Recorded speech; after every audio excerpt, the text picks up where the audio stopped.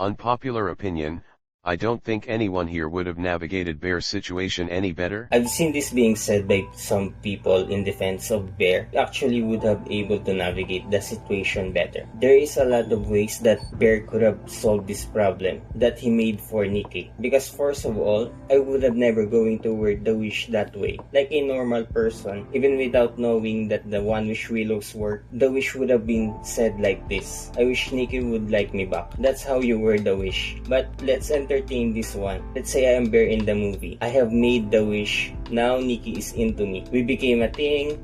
We go on dates.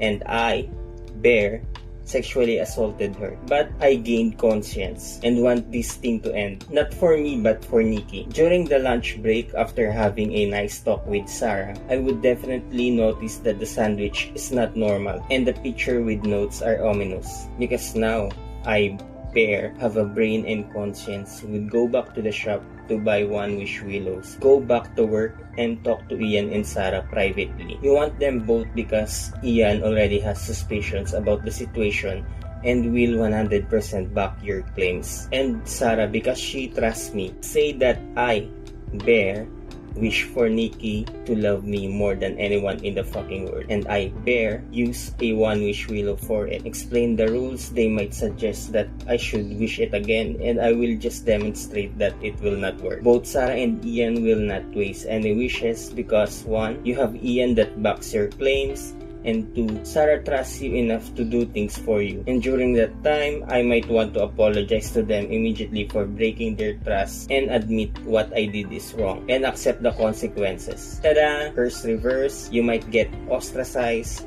go in jail, and face some type of revenge. Most likely a revenge wish.